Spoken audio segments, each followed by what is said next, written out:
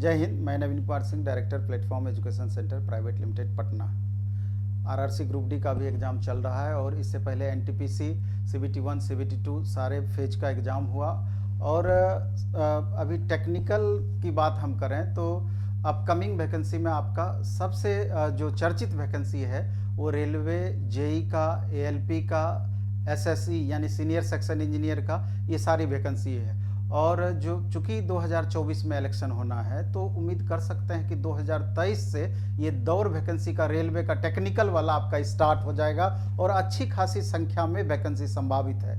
इसलिए जो बच्चे सीरियसली चाहते हैं कि इस बार हमारा रिजल्ट होना चाहिए तो अभी सबसे परफेक्ट समय है कि अभी से आपको लगना होगा इसके लिए, क्योंकि 7 महीने, 8 महीने, साल भर जो भी समय आपके पास बचा हुआ है, आप जब भी वैकेंसी आएगी 2 से 3 महीने, 4 महीने के बाद संभवतः एग्जाम होता ही है। लेकिन अभी अब कोरोना वाली स्थिति थी, इसके कारण 2019 वाली वैकेंसी का अभी एग्जाम हो रहा है। तो ऐसा नहीं कि हमेशा ऐसी स्थिति आती है। तो मेरा ये कहना है कि कोई भी वैकेंसी हो टेक्निकल का, अगर आप अच्छे से तैयारी करेंगे तो 8 महीना से 12 महीना आपको समय उसके लिए देना होगा।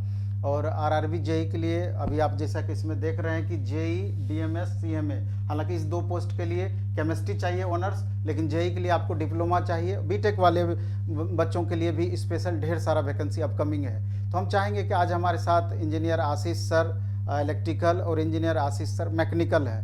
तो इलेक्ट्रिकल और मैकेनिकल से रिलेटेड जो भी वैकेंसीज अपकमिंग वैकेंसीज है, खास करके जेई से रिलेटेड, आरआरबी जेई से स्टार्ट होगा, उसके बारे में पूरा डिटेल आपको इन्फॉर्मेशन देंगे कि तैयारी की क्या रणनीति होनी चाहिए, किस तरीके से हम तैयारी करेंगे कि सफलता हमारा हायर लेवल में हो, यानी कि हम निश्चित रूप से सफल हो जाएं। उसके लिए हमको क्या क्या किस तरीके से तैयारी करनी चाहिए, क्या स्ट्रेटेजी हमको अपनानी चाहिए, इसके बारे में पूरा डिटेल सर आपको देंगे। हम चाहते हैं कि सर इसके बारे में पूरा डिटेल इन्फॉर्मेशन, जिससे कि आपको मैक्सिमम लाभ हो, कंटिन्यू रखें। बहुत बहुत धन्यवाद सर। जैसा साथियों आप लोग देख रहे हैं यहाँ आरआरबी जेई से संबंधित, तो बहुत लंबे समय से ये चर्चा चल रही है कि आरआरबी जेई की वैकेंसी अब आएगी, अब आएगी, अब आएगी। लेकिन अब निश्चित रूप से वो वक्त आ गया है जब हमारा इंतजार खत्म हो जाएगा और समय है सब कुछ झोंक देने का। ठीक है, तो इसीलिए हम आज बात करेंगे आरआरबी जेई में क्या एलिजिबिलिटी हमारी होती है, एग्जाम का क्या पैटर्न होता है। ठीक है, एग्जाम का क्या पैटर्न होता है, इसका सिलेबस क्या है, हमें कैसे पढ़ाई करनी चाहिए ताकि हमारा सिलेक्शन हो, हम उन सारे बातों पर बात करेंगे। ठीक है, तो सबसे पहले यहाँ पर देख लीजिए कि मैं एक महत्वपूर्ण बात आपको बता दूं कि आरआरबी जेई के लिए निश्चित रूप से हमारे डिप्लोमा और बीटेक दोनों छात्र यहाँ पर योग्य होते हैं। जैसा कि आप जानते हैं एसएससी जेई में भी डिप्लोमा और बीटेक दोनों योग्य होते हैं, ठीक उसी तरह आरआरबी जेई में भी बीटेक और डिप्लोमा दोनों छात्र योग्य हैं साथियों। ठीक है, तो सबसे पहले यहाँ पर देखा जाए तो डिप्लोमा या तो आप मैकेनिकल इंजीनियरिंग में हैं तो इसको इस तरह से कैटेगराइज किया गया है, अगर एआईसीटी से अप्रूव्ड 3 साल की डिग्री आपके पास डिप्लोमा की है, या फिर आप बीटेक हैं या बैचलर ऑफ इंजीनियरिंग से आप हैं, बीई हैं, तो दोनों डिग्री यहाँ पर वैध है। आइदर आप बीटेक हो या डिप्लोमा, निश्चित रूप से आप इस फॉर्म को भर सकते हैं। सबसे पहली महत्वपूर्ण बात, अब यहाँ कई ग्रुप में इंजीनियरिंग के ब्रांच को बांटा गया है, किस ब्रांच के छात्र भर सकते हैं। तो सबसे पहले यहाँ देखिए mechanical engineering and allied engineering, मतलब है कि मैकेनिकल और उससे जुड़े हुए जो ब्रांच है, कॉमोबेस इन सारे ब्रांच का सिलेबस वही होता है जो मैकेनिकल ग्रुप का होता है। हमारे साथ आशीष सर भी हैं तो ये बताएंगे मैकेनिकल के बारे में कि मैकेनिकल में किन किन ब्रांच को एक साथ रखा गया है और लगभग उस ब्रांच के छात्र सिमिलर सिलेबस पढ़ेंगे। जरा सा सर बता दीजिए। बिल्कुल सर ने आपको बताया कि ये आपके लिए जेई का जो वैकेंसी है, क्योंकि बार बार वैकेंसी आती नहीं है और ये वैकेंसी अगर आने वाली वैकेंसी है, इसके लिए आपको चूकना भी नहीं है। तो हम लोग यहाँ पर सिलेबस के बारे में बात करेंगे, जो कि आपका मैकेनिकल करके है, मैकेनिकल और एलाइड इंजीनियरिंग में इसमें बहुत सारे ब्रांच आपके सामने नजर आ रहा होगा। बहुत लोग मैकेनिकल इंजीनियरिंग रखते हैं और कुछ प्रोडक्शन इंजीनियरिंग हो गया, कुछ ऑटोमोबाइल हो गया, मैन्युफैक्चरिंग हो गया, मैकाट्रॉनिक्स हो गया, इंडस्ट्रियल का हो गया, मशीनिंग इंजीनियरिंग हो गया, टूल एंड मशीनिंग इंजीनियरिंग हो गया, टूल एंड मेकिंग आपका इंजीनियरिंग हो गया।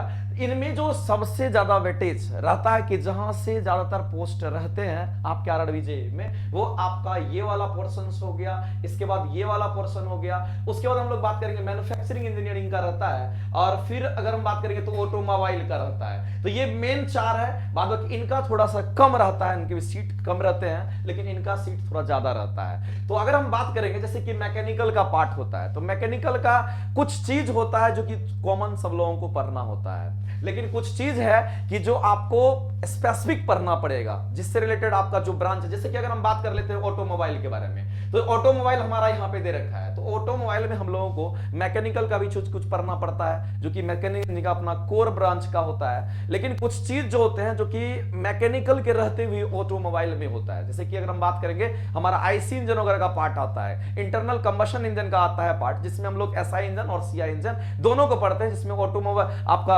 अलग अलग साइकिल को हम लोग वहां पर कवर करते हैं। तो हमको लगता है कि इन सारे से आएगा, लेकिन ये जो 4 ब्रांच आपका यहाँ पे दिया हुआ है, इनका वेटेज ज्यादा रहेगा, इनकी वैकेंसी ज्यादा रहती है। मतलब कि सर आगे और कंटिन्यू करेंगे, अगला पेज आपका यहाँ पे देखिए साथियों, अब इलेक्ट्रिकल की बात आ गई, तो इलेक्ट्रिकल और इलेक्ट्रिकल से जुड़े हुए पेपर में जिनका भी डिप्लोमा इलेक्ट्रिकल इंजीनियरिंग से है या बीटेक इलेक्ट्रिकल इंजीनियरिंग से है, अदरवाइज पावर इंजीनियरिंग से भी जो डिप्लोमा है या बीटेक है, उन लोगों के लिए भी यहाँ पर योग्यता है, वो निश्चित रूप से इस फॉर्म को भर सकते हैं और काफी ज्यादा संख्या में बहाली की संभावना है। जैसी चर्चाएं में है कि 15 से 20 हजार के आसपास संभावना बनती है कि जेईई की वैकेंसी आएगी, ठीक है। और एक आपको यहाँ पे हम सूचना भी दे दें, खासकर हमारे बीटेक के छात्रों के लिए एक अच्छी खबर है। 7 साल पहले सीनियर सेक्शन इंजीनियर की वैकेंसी आया करती थी। सरकार ने ये नोटिफाई किया रेलवे ने कि जो हमारे जेईई हैं उन्हीं को प्रमोट करके सीनियर सेक्शन इंजीनियर बनाया जाएगा। लेकिन पिछले साल नवंबर में रिजोल्यूशन आया कि सीनियर सेक्शन इंजीनियर अब डायरेक्ट रिक्रूटमेंट के माध्यम से लिया जाएगा, यानी सीधे उसकी भर्ती होगी, ठीक है। तो अब सीनियर सेक्शन इंजीनियर के लिए हमारे जो बीटेक वाले साथी हैं सिर्फ वही योग्य है, डिप्लोमा वाले छात्र सीनियर सेक्शन इंजीनियर के लिए फॉर्म नहीं भर सकते हैं, ठीक है। तो यहाँ पर जो जेईई है, मैं सीनियर सेक्शन इंजीनियर पर भी जल्दी ही एक नया वीडियो बनाऊंगा, पूरी डिटेल आपको बताऊंगा। लेकिन आज के इस वीडियो में डिप्लोमा और बीटेक दोनों छात्रों के लिए समान महत्व रखता है। तो इलेक्ट्रिकल में आपका हो गया, इलेक्ट्रिकल पावर इंजीनियरिंग, ये सभी छात्र इलेक्ट्रिकल के अंदर आएंगे, इनको इलेक्ट्रिकल का कोर्स सिलेबस पूछा जाएगा। हम आज इस वीडियो में आपको सिलेबस पर भी चर्चा करेंगे।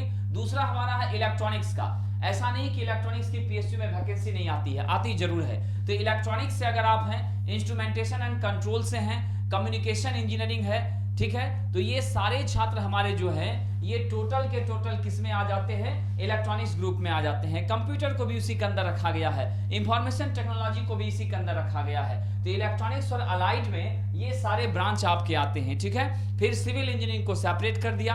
अगर आपके पास बीएससी सिविल इंजीनियरिंग है या डिप्लोमा सिविल इंजीनियरिंग है या बीटेक सिविल इंजीनियरिंग है या स्ट्रक्चर इंजीनियरिंग है, आप निश्चित रूप से सिविल के ही सब्जेक्ट को पढ़ेंगे। और थोड़ी बहुत सीटें हमारे प्रिंटिंग टेक्नोलॉजी के साथियों के लिए भी रहती है, जिनका प्रिंटिंग से बीटेक या डिप्लोमा रहता है, ठीक है। अब देखिए सीएमए के लिए आपको बीएससी केमिस्ट्री या फिजिक्स से होना चाहिए। इसकी भी पद होती है, हम उस पर भी चर्चा करेंगे, कितनी पद हुआ करती है, क्या कट ऑफ जाता है, इस पर हम नया वीडियो आप लोगों के बीच लेकर आएंगे, ठीक है। तो मुख्य रूप से यहाँ पर देख लीजिए साथियों, आपका जो है डिपोट मटेरियल असिस्टेंट के लिए यहाँ आपकी BTech, PGDCA, BSc computer, BCA या फिर डोएक का बी लेवल सर्टिफिकेट, ये सारी डिग्रियां आपको कंप्यूटर साइंस के अंदर आ जाती हैं, ठीक है।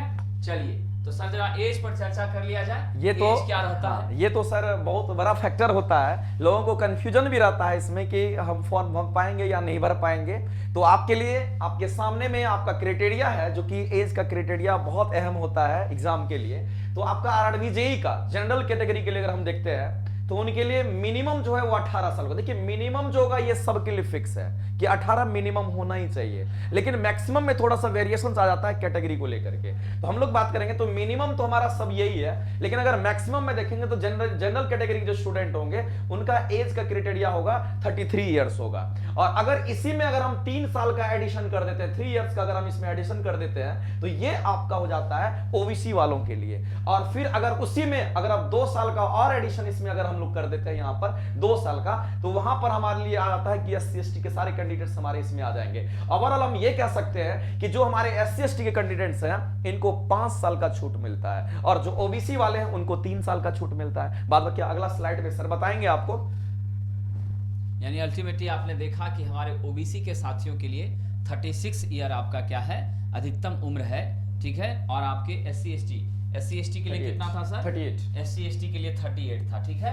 और ओबीसी के लिए 36 और हमारे जनरल कैटेगरी के छात्रों के लिए 33 वर्ष, ठीक है ना।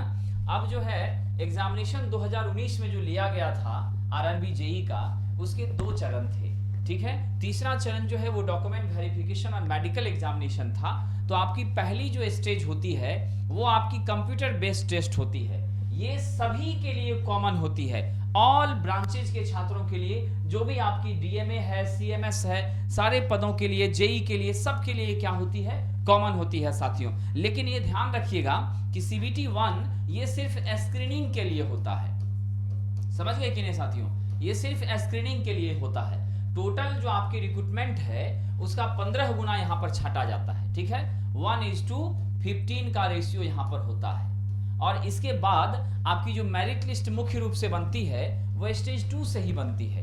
यहीं पर आपका क्या होता है, मेन एग्जाम आपका कौन सा है, स्टेज 2 है। और स्टेज 2 में ही हम आगे चर्चा करेंगे, यहीं पर आपका टेक्निकल जो है पूछा जाता है। मैं ये जान रहा हूं बहुत सारे हमारे मित्र ये सोचेंगे कि आरआरबी जेई की वैकेंसी का कुछ तो अभी दे नहीं रहा है। आप देख रहे हैं सब लोग वीडियो बनाना शुरू कर दिए हैं, बैच बेच रहे हैं। साथियों यहाँ महत्वपूर्ण बात ये नहीं है कि हम बैच बेच रहे हैं, महत्वपूर्ण बात ये है कि यहाँ जो टेक्निकल पेपर स्टेज 2 में पूछा जाएगा 100 मार्क्स का, उसकी तैयारी आपको आज से करनी होगी। क्योंकि 1 महीने में आप टेक्निकल में बहुत कुछ पढ़कर कुछ अच्छा नहीं कर सकते हैं। ये बहुत महत्व की बात है। जरा सा सर आप भी इस पर चर्चा कीजिए। पिछले बार भी हम देखे थे, हमारे यहाँ बहुत सारे क्लासेस हुए थे, बहुत सारा बैच हुआ था आरआरबी जेई का, लेकिन उस समय क्या हुआ था कि बहुत कम ड्यूरेशन का समय मिला था बच्चों को तैयारी करने का। 1 महीने के अंदर कोर्स को कंप्लीट करके 1 महीने के अंदर ही एग्जाम का डेट दे दिया था। वैसे सिचुएशंस में बच्चे तैयारी तो करे, बच्चे पढ़े तो क्लास, लेकिन उसके बाद उसके पास समय नहीं था कि वो ज्यादा से ज्यादा क्वेश्चंस बना पाएंगे। तो वैसे कुछ ऐसे भी बच्चे हैं जिनको परेशानी हुई थी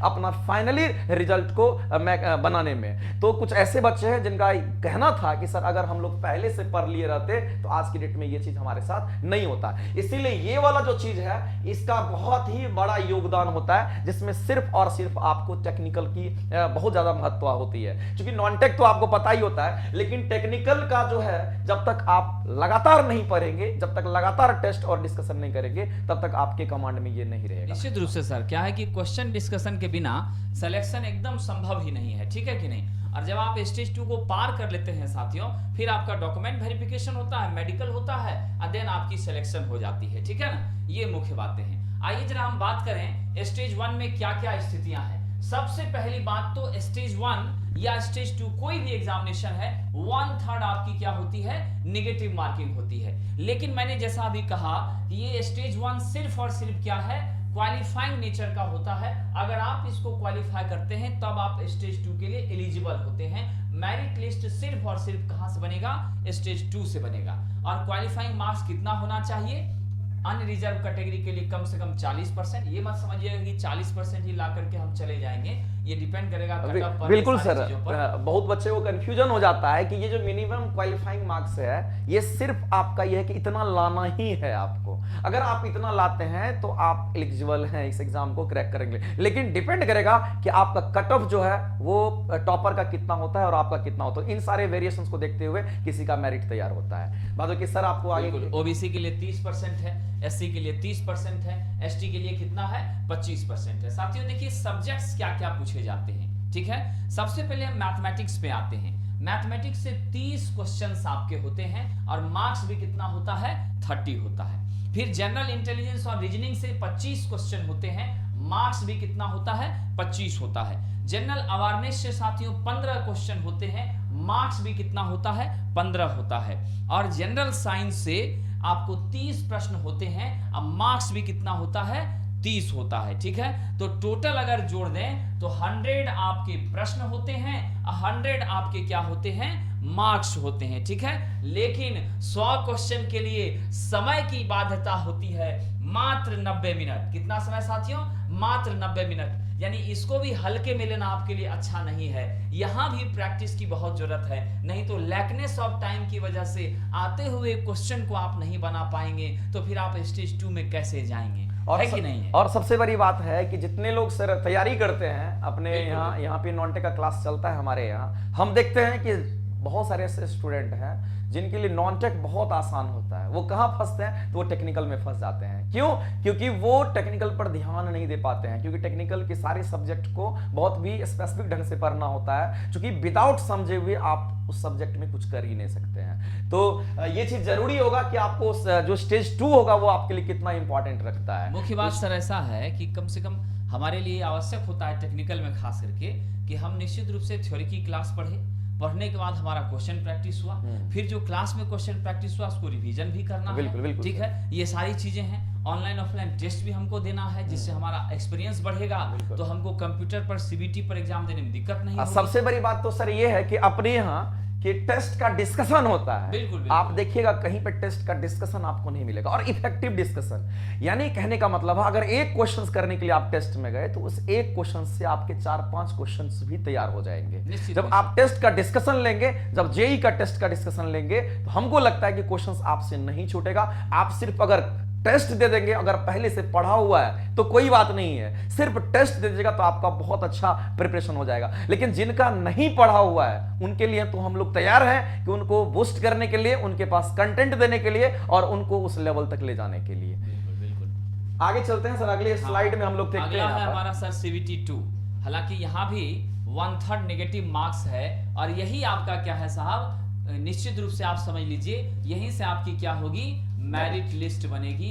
यही आपका मुख्य परीक्षा है साथियों, लेकिन इसके लिए आपको पहले का बॉर्डर क्रॉस करना है। आइए जरा देखते हैं इसमें क्या क्या है। हालांकि एक बार जब आप नॉनटेक की तैयारी कर लेते हैं तो वही नॉनटेक यहाँ भी आपको काम आता है, क्योंकि यहाँ भी जनरल अवेयरनेस से कितना 15 क्वेश्चन और 15 मार्क्स होता है। फिजिक्स, केमिस्ट्री, बायोलॉजी बिल्कुल भी नहीं है, इसीलिए आप समय मत बर्बाद करिएगा। अगर आपको आरआरबी जेईई में जाना है तो बायोलॉजी के चक्कर में आपको नहीं पढ़ना है, बायोलॉजी यहाँ नहीं है। ओनली क्या है, फिजिक्स और उसमें भी सर वेटेज इसी का ज्यादा रहता है। हाँ, फिजिक्स से ज्यादा क्वेश्चन होते हैं। लगभग आपका 15 जो है क्वेश्चन आपको फिजिक्स केमिस्ट्री से है, अब 15 आपको मार्क्स होते हैं। फिर बेसिक कंप्यूटर एप्लीकेशन से यहाँ से 10 क्वेश्चन है और 10 आपका क्या है, मार्क्स है साथियों। और ये आपका एक बड़ा मजेदार सब्जेक्ट आ जाता है बेसिक इन्वायरमेंट एंड पॉल्यूशन, जिसको हम लोग बचपन से ही पढ़ते रहते हैं, है ना, पर्यावरण के अंदर, साइंस के अंदर। तो ये पॉल्यूशन से भी आपका कितना क्वेश्चन है साथियों, 10 क्वेश्चन यहाँ पर, 10 मार्क्स। और हमको लगता है कि ये बहुत सारे बच्चे का ये पेपर मजबूत रहता है, क्योंकि बहुत सारे नॉन टेक वाले बच्चे जितने होते हैं उनका बहुत मजबूत होता है, और टेक्निकल वाले भी बच्चे जो लगातार पढ़ते रहते हैं तो उनका एनवायरनमेंट थोड़ा सा अच्छा ही रहता है, खराब नहीं रहता है। ऐसे हम लोग तो एनवायरनमेंट की भी क्लासेस, हमारे यहाँ एनवायरनमेंट की भी क्लासेस होगी, जिनको जरूरत होगा तो वो अपना यहाँ से भी आगे। और सबसे ज्यादा इंपॉर्टेंट यहाँ पर आ गया टेक्निकल एबिलिटीज 100 मार्क्स। ये 100 सबसे ज्यादा, ये तो सर इसका तो रोल ही कुछ अलग है, इसके बिना तो काम ही नहीं चलेगा। अच्छे स्टूडेंट का हालत खराब हो जाता है टेक्निकल की जब बात आती है, तो ये आपका तभी बेटर होगा जब आप क्लास के साथ और जिसका पढ़ा हुआ है वो टेस्ट को कंटिन्यू करेंगे, और टेस्ट के साथ आप सबसे ज्यादा इंपॉर्टेंट होता है कि आप डिस्कशन में है कितना आप पार्टिसिपेट करते हैं। अब देखिए यहाँ क्या है, टेक्निकल एबिलिटी में भी इलेक्ट्रिकल वालों को इलेक्ट्रिकल डोमेन से क्वेश्चन आएंगे, मैकेनिकल को मैकेनिकल डोमेन से, सिविल को सिविल डोमेन से, इलेक्ट्रॉनिक्स को इलेक्ट्रॉनिक्स डोमेन से। तो हम अब सिलेबस की तरफ थोड़ा बढ़ेंगे सर जरा सा। इसमें भी ये चीज बहुत इंपॉर्टेंट है कि सबका स्पेसिफिक रहता है, मैकेनिकल, इलेक्ट्रिकल, सिविल, इन सबसे रहता है, कंफ्यूजन नहीं पैदा करना है, सबका स्पेसिफिक पोर्शन से क्वेश्चंस आते हैं। पहले के डेट में क्या होता था कि आपका सारे ब्रांच को मिला करके क्वेश्चंस रहता था, लेकिन अब बाइफरकेट कर दिया गया है, अलग अलग जो आपके ब्रांचेज हैं उनके अलग अलग आपके 100 क्वेश्चन। मुख्य रूप से सर टोटल यहाँ पर ये भी है 150 क्वेश्चन है, लेकिन टाइम देख लीजिए 120 मिनट, यानी 2 और हमको लगता है कि सर ये जो आपका 150 क्वेश्चन है, इस 150 क्वेश्चंस में हमको लगता है कि 120 प्लस अगर मार्क्स किसी का आता है तो वह सेफ जोन में जाता है। हाँ बिल्कुल बिल्कुल। लेकिन 120 प्लस लाने के लिए आपको दिन रात मेहनत करना पड़ेगा, क्योंकि इसके बिना आपका मेरिट अधूरा है। और हमारे यहाँ आप ये मान के चलना, अगर आप मैकेनिकल और इलेक्ट्रिकल में आप आते हो तो क्वालिटी से कोई कंप्रोमाइज नहीं, आपको क्वेश्चंस दिखते ही लगेगा कि आंसर यही होगा, आप इतने कॉन्फिडेंट हो जाओगे। तो आगे चलते हैं, हम लोग बात करते हैं, अगला स्लाइड आपके लिए है। अब आइए जरा सा सैलरी पे बात कर लें, फिर हम लोग सिलेबस की तरफ चलते हैं। क्योंकि सैलरी भी जानना बहुत जरूरी होता है। आप कहीं अगर ज्वाइन करना चाहते हैं, जो आपका लक्ष्य है जहां जाना, वो उसके लिए बहुत इंपॉर्टेंट होता है कि आपका सैलरी क्या होगा, आपको किस बेसिस पे जॉब लगेगी। ये पोस्ट क्लास जो है साथियों 3rd में आता है आपका जूनियर इंजीनियर, ठीक है। और इसकी जो सीपीसी है 6 पे स्केल के हिसाब से 9300 से लेकर 34,800 रहती है। 4200 का ग्रेड पे रहता है।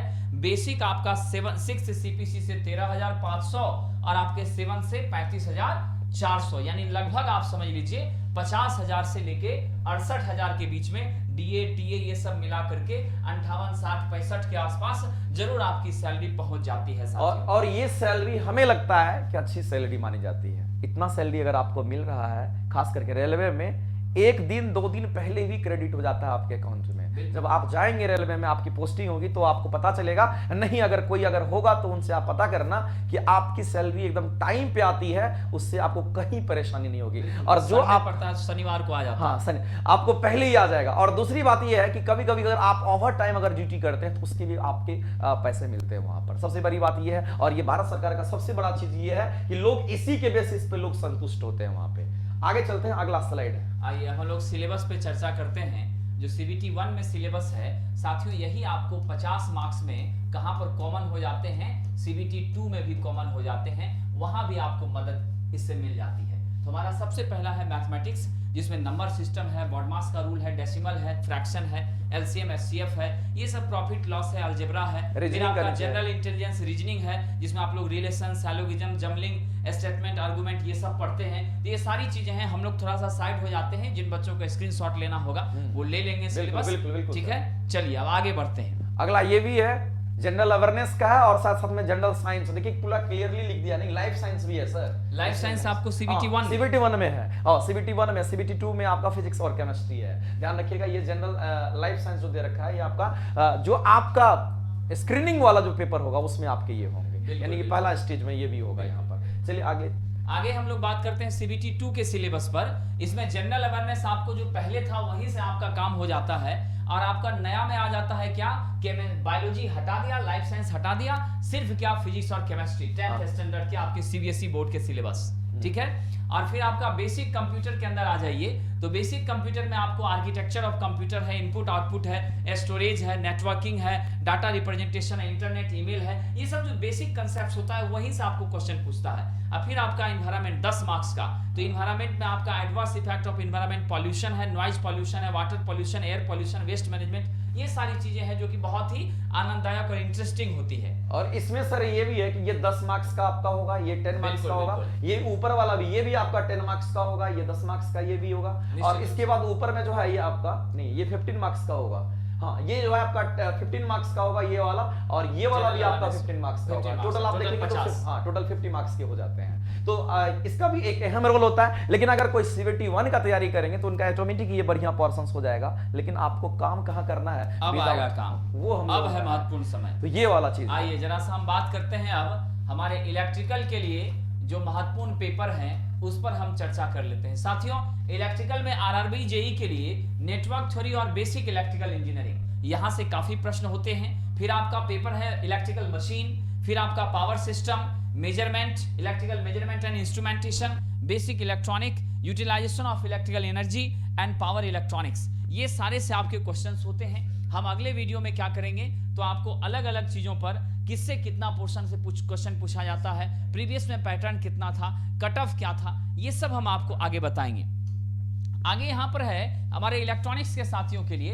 इलेक्ट्रॉनिक्स के लिए हमारे जो JEE के लिए विद्यार्थी होते हैं उन सभी डिप्लोमा और बीटेक के साथियों को इलेक्ट्रॉनिक्स में ये मुख्य पेपर पढ़ना है। क्या क्या है? इलेक्ट्रॉनिक कंपोनेंट एंड मटेरियल है, इलेक्ट्रॉनिक डिवाइस एंड सर्किट है, डिजिटल इलेक्ट्रॉनिक है, लीनियर इंटीग्रेटेड सर्किट है, micro processor and micro controller है, इलेक्ट्रॉनिक मेजरमेंट है, कम्युनिकेशन इंजीनियरिंग है, डाटा कम्युनिकेशन एंड नेटवर्क है, कंप्यूटर प्रोग्रामिंग है और बेसिक इलेक्ट्रिकल इंजीनियरिंग है। अब हम मैकेनिकल के सिलेबस पर चर्चा कर लेते हैं, जरा सा इस पर ध्यान दे दिया जाए सर। मैकेनिकल का जो है आपका, इसमें जो हम लोग अगर देख पा रहे हैं तो सबसे ज्यादा वेटेज थर्मल इंजीनियरिंग का रहता है, जो कि सबसे नीचे है। आपको दिख रहा होगा थर्मल इंजीनियरिंग, और थर्मल नाम सिर्फ थर्मल इंजीनियरिंग है, लेकिन अगर इसमें हम लोग देखते हैं तो आपको थर्मोडायनामिक्स का पेपर आता है। अगर इसी में देखेंगे तो आपको आरएसी का पेपर आता है, जिसको आप रेफ्रिजरेशन एयर कंडीशनिंग कहते हैं। और इसके अलावा देखेंगे तो आपको एचएमटी का क्वेश्चन रहता है, हीट मास ट्रांसफर का क्वेश्चन रहेगा। अगर बात करेंगे यहाँ पे तो आईसी इंजन के भी पार्ट्स यहाँ पर पूछ लिए जाते हैं। और सबसे इंपॉर्टेंट होता है कि आपका पावर प्लांट इंजीनियरिंग भी होता है यहाँ पर, ये पावर प्लांट इंजीनियरिंग भी।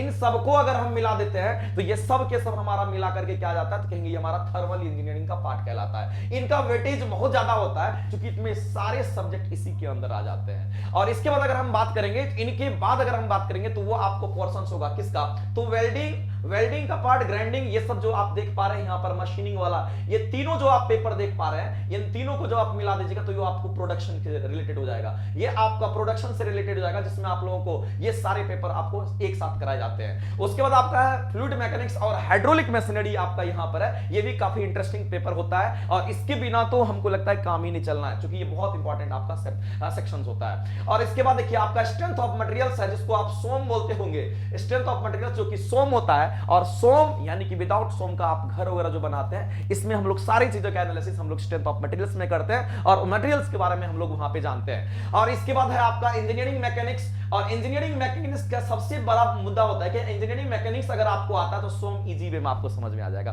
क्योंकि इंजीनियरिंग मैकेनिक्स जो होता है ये पूरा का पूरा जो है आपका फिजिक्स होता है। विदाउट इसके बिना आपको ये समझ में नहीं आ सकता है, सबका अपना रिलेशंस होता है। और अगर आपको ये प्रोडक्शन वाला पार्ट समझ में आ जाएगा, तो अगर आपको मटेरियल साइंस का पार्ट समझ में आएगा तो इजी वे में आपको प्रोडक्शन का भी पार्ट समझ में आ जाएगा। तो सारे सब्जेक्ट जो होते हैं एक दूसरे से रिलेटेड होते हैं, लेकिन हमें लगता है कि इसमें जो भी सब्जेक्ट आपके हैं सब के सब काफी इंटरेस्टेड होते हैं। आप जब क्लास करोगे, जब आप इसको पढ़ोगे, जब दिल से पढ़ोगे, जब इसको समझ करके पढ़ोगे तो मजा आ जाएगा, लगेगा कि दुनिया में दूसरा और कुछ है ही नहीं। ये कितना इंपॉर्टेंट है, इसको जानना कितना जरूरी होता है। सिलेक्शन तो दूर की बात है, लेकिन अगर पढ़ने लगोगे तो लगेगा कि कितना अच्छा चीज है, ये नॉलेज हमें मिलना चाहिए। तो आगे बढ़ते हैं, अगले स्लाइड में हम लोग देखते हैं और भी चीजें हैं जिसके बारे में हम लोग यहाँ पर बात करेंगे। तो हम लोगों का जो है सर जूनियर इंजीनियर के लिए प्रैक्टिस बैच आ रहा है, जो लोग पहले से पढ़ चुके हैं या जो अभी पढ़कर तैयारी करना चाहते हैं, क्योंकि वक्त तैयारी का है। तो ये जो जूनियर इंजीनियरिंग के लिए प्रैक्टिस बैच है, ये प्रैक्टिस बैच विशेष रूप से अभी इलेक्ट्रिकल के लिए हमने लाया है। मैकेनिकल के लिए भी ये बैचेज बहुत ही जल्द आ जाएंगी और ये बैच आपकी स्टार्ट हो रही है साथियों 13 सितंबर से। 13 सितंबर से ये बैच आ रही है और इस बैच में चाहे आपका एसएससी जेई हो, आरआरबी जेई हो, डीआरडीओ हो, इसरो हो, डिफेंस हो, बीएसपीएससीएल हो, डीएमआरसी हो, जितने तरह की आपकी जेई की एग्जामिनेशन होती है, सारे जेई के एग्जामिनेशन में प्रीवियस ईयर के क्वेश्चंस, न्यूमेरिकल्स, ट्रिकी क्वेश्चंस, जिस क्वेश्चन में आप फंस जाते हैं, सर्किट से रिलेटेड प्रश्न जिसको देखकर आप रास्ता बदल लेते हैं, वैसे सभी प्रश्नों का हम यहाँ पे कलेक्शन करेंगे और लगभग 3000 से ज्यादा प्रश्नों का लाइव डिस्कशन आपको होगा और लाइव टेस्ट आपके मोबाइल पर ऐप के माध्यम से होगी। पीडीएफ भी आपको दिया जाएगा। बाइलिंगुअल में ये प्रश्न होंगे, हिंदी और इंग्लिश, क्योंकि बहुत सारे यूपी और अदर स्टेट्स के हमारे जो साथी होते हैं वो थोड़ा सा हिंदी को लेकर के परेशान होते हैं कि सर मुझे इंग्लिश में मिल रहा है। बिल्कुल, तो बिल्कुल। बाइलिंगुअल ये क्वेश्चन होगा। और बहुत लोगों को तो सर लगता है कि इंग्लिश समझ में नहीं आता, हिंदी चाहिए, तो हिंदी बिल्कुल। इंग्लिश का कॉम्बिनेशन रहेगा तो कोई भी इससे बच नहीं पाएंगे, सबके प्रिपरेशन अच्छी हो जाएगी। तो सभी तरह की जेई परीक्षाओं के लिए ये ब्रह्मास्त्र टेस्ट है। मतलब आपको अगर सिलेक्शन होना है तो क्वेश्चन प्रैक्टिस के लिए इसके अलावा कोई चारा नहीं है। इसीलिए तो इसका नाम सर ब्रह्मास्त्र रखा गया बिल्कुल, है। बिल्कुल। तो ये आपका ब्रह्मास्त्र है, इसके बिना काम नहीं चलना है, क्योंकि ये अगर आप कर लेते हैं तो दुनिया की कोई ताकत नहीं रोक सकती आपको एग्जाम क्लियर करने से। तो ये आपका यहाँ पे इलेक्ट्रिकल का है और साथ ही साथ आपको 1 से 2 दिन के अंदर आपको मैकेनिकल का भी आपके सामने आ जाएगा। और साथियों इसका जो फी देखिए हमने रखा है, बहुत इसका मिनिमम फी रखा है। अभी हमने इसकी फी 799 की है साथियों, 799 इसका फी हमने ऑनलाइन में रखा है और ये 1 साल के लिए आपकी वैलिडिटी है। Monday to Friday question discussion होगा और टाइम है इसकी साथियों 2 PM से लेकर 3 PM के बीच में। जो ऑफलाइन साथी हमसे जुड़ना चाहते हैं उनको 200 रुपए प्रति महीने के हिसाब से हम ऑफलाइन में फी लेंगे। ऑनलाइन के लिए कंप्लीट पैकेज 799 1 साल के लिए, 3000 से ज्यादा प्रश्नों का समागम और लाइव डिस्कशन। साथियों जरा सा आगे हम लोग देखते हैं सर, ये प्लेटफॉर्म एजुकेशन सेंटर। क्योंकि लास्ट में तो सब लोगों को यही कंफ्यूजन रहता है कि हम लोग ये वीडियो तो देख लिए, लेकिन ये पैकेज अगर लेना होगा, अगर ये कंटेंट लेना होगा तो लेंगे कहां से? तो आपके लिए वही स्लाइड है आपके लिए, जो कि आपका प्लेटफॉर्म जो है आपका 20 वर्षों से आपकी सेवा कर रहा है, और यहां से हजारों हजार की संख्या में बच्चे सेलेक्ट होकर के पूरे इंडिया में कहीं भी आप देखिएगा तो प्लेटफॉर्म इंस्टीट्यूट का बच्चा आपको हर एक फील्ड में आपको नजर आएगा। तो यहां पर वही आपका दे रखा है जिसके बारे में हम लोग बात करेंगे। हम बता दें कि मैकेनिकल और इलेक्ट्रिकल के लिए हमारी नई batch, foundation batch railway JE के लिए नॉन टेक और टेक के साथ ऑनलाइन ऑफलाइन दोनों मोड में आ रही है सर। और हम लोगों ने ऑनलाइन में टेक्निकल की फी मात्र रखी है 1999 रुपए। हम जस्ट उस पर भी वीडियो बनाएंगे। मात्र 1999 रुपए में ऑनलाइन ऐप के माध्यम से लाइव क्लासेस आप हमारे टेक्निकल की ले सकते हैं, और ऑफलाइन में हमारी फी होगी मात्र 7500 रुपए। इसके अंदर हम डिजिटल बोर्ड से आपकी क्लासेस प्रोवाइड करेंगे, स्टडी मटेरियल आपको प्रिंटेड मिलेगा, पीडीएफ भी आपको टाइप्ड, प्रिंटेड और अट्रैक्टिव मिलेगा। आप विश्वास रखिए, मुझे तो नहीं लगता है कि ऐसा समागम जो है जल्दी कहीं मिलने की संभावना। और सबसे बड़ी बात तो ये है कि सर आप इतने पैसे में कोई ऐसा सब्जेक्ट नहीं आपका छूटेगा, सारे सब्जेक्ट को आप कर पाएंगे। यानी कि टोटल सब्जेक्ट आपको कराए जाएंगे, टोटल के टोटल सब्जेक्ट, यानी कि जो आपका टेक्निकल है, टेक्निकल की हम बात कर रहे हैं, उसमें सारे सब्जेक्ट आपका 7500 में सिर्फ ऑफलाइन के माध्यम से। लेकिन जो लोग ऑनलाइन करना चाहते हैं उनका तो बहुत फीस कम है, यानी कि 1999 रुपये। आगे हम लोग बात करेंगे हम लोग इलेक्ट्रिकल, इलेक्ट्रॉनिक्स और मैकेनिकल ये तीनों बैच स्टार्ट कर रहे हैं सर, और ये कर रहे हैं 13 सितंबर से। इस पर हम लोग आगे भी कट ऑफ और बाकी चीजों से रिलेटेड जानकारी देंगे आप सभी को उज्जवल भविष्य की कामना। और हम तो ये कहना चाहेंगे कि किसी आपको गलत फहमी में नहीं पड़ना है। हम लोग आपके लिए मेहनत कर रहे हैं और आपको हमें अपना समझना पड़ेगा। और जो लोग जिनको तैयारी चाहिए, जिनको जॉब चाहिए, वो कभी भी निगेटिव की तरफ नहीं जाते हैं। वो हमेशा चाहते हैं कि हमारे लिए क्या पॉजिटिव हो रहा है। तो हम ये कहना चाहते हैं कि जिनको रिक्वायरमेंट है कि हमने डिग्री लिया है, हमने कहीं से किसी कॉलेज से हमने पढ़ करके पास आउट हुआ है, और हमें अगर नौकरी चाहिए तो उसके लिए आपको ये काम करना पड़ेगा। हाँ, कुछ बच्चे ऐसे होते हैं जो अपने से तैयारी कर लेते हैं, उनकी बात मैं नहीं कह रहा हूं, लेकिन मेरे दोस्त मैं ये कहना चाहता हूं, पढ़ने के लिए तो आप भी पढ़ सकते हैं, आप भी कर सकते हैं, आपका भी ब्रेन वही है। लेकिन मैं ये कहना चाहता हूं कि कम समय में आपको जो ऑर्गेनाइज्ड सिलेबस होता है उनको कराने के लिए हम लोग हमेशा तैयार हैं, और यह प्लेटफॉर्म आपके लिए हमेशा से सेवा देने के लिए तैयार है। अंत में सर हम इतना ही कहना चाहेंगे, हम आपके लिए मेहनत करेंगे, आप अपने लिए मेहनत कीजिए और जीवन बदल लीजिए। बहुत बहुत धन्यवाद सर। Okay sir.